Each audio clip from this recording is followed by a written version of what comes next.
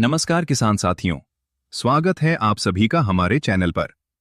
किसान भाइयों, अगर आपकी गेहूं की फसल इस समय खेत में खड़ी है तो समझ लीजिए कि जनवरी महीना आपकी पूरी फसल का भविष्य तय करने वाला महीना है।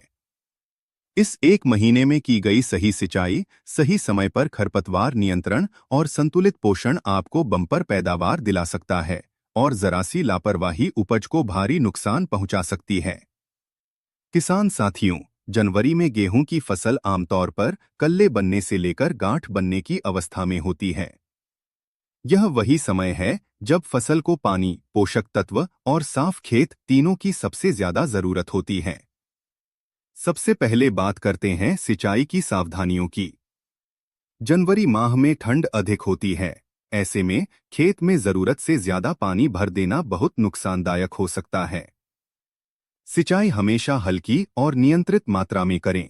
ध्यान रखें कि खेत में पानी रुकना नहीं चाहिए, वरना जड़ों में सड़न, पीला पड़ना और कल्लों की संख्या कम हो जाती है। सिंचाई का सबसे अच्छा समय दिन के दोपहर बाद माना जाता है, जब तापमान थोड़ा सामान्य हो जाता है। बहुत ठंडे समय या सुबह जल्दी सिंचाई करने से फसल को ठंड का झटका लग सकता है। अगर आपकी फसल में अभी तक CRI स्टेज पहली सिंचाई नहीं हुई है तो इसे बिल्कुल न टालें, क्योंकि यही सिंचाई कल्लों की संख्या तय करती है। दूसरी सिंचाई गांठ बनने के समय करें, लेकिन मिट्टी की नमी देखकर ही निर्णय लें। अब किसान साथियों, बात करते हैं खरपतवार नियंत्रण की, जो जनवरी में सबसे बड़ी समस्या बन जाती है। इस समय गेहूं के साथ साथ जंगली जई, बथुआ, गाजर घास, हिरनखुरी जैसे खरपतवार तेजी से बढ़ते हैं और फसल के पोषक तत्वों को चुरा लेते हैं। अगर समय रहते इन पर नियंत्रण नहीं किया गया तो उपज में 30 से 40% तक गिरावट आ सकती है। खरपतवार नियंत्रण के लिए जनवरी का महीना सबसे उपयुक्त माना जाता है।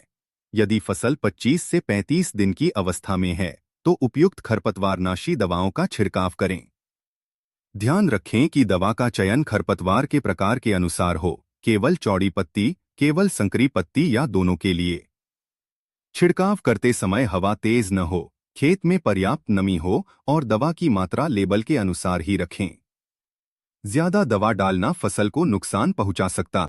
अब आते हैं किसान साथियों, सबसे अहम विषय पर, पोषक तत्व यानी न्यूट्रिएंट्स मैनेजमेंट। जनवरी में गेहूं को सबसे ज्यादा जरूरत होती है नाइट्रोजन की। अगर आपने पहली टॉप ड्रेसिंग नहीं की है तो सिंचाई से पहले या सिंचाई के साथ यूरिया की सही मात्रा जरूर दें। इससे कल्ले मजबूत बनते हैं और पौधा हरा भरा रहता है।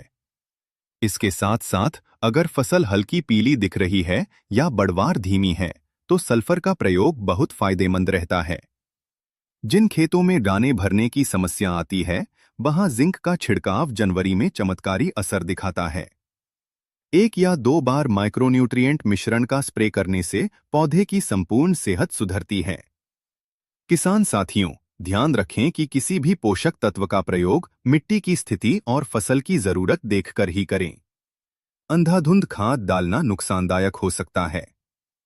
अंत में बस इतना ही कहेंगे कि जनवरी महीने में अगर आपने सही समय पर सिंचाई, खरपतवारों पर सख्त नियंत्रण और संतुलित पोषण प्रबंधन कर लिया तो आपकी गेहूं की फसल आपको जरूर शानदार उत्पादन देगी।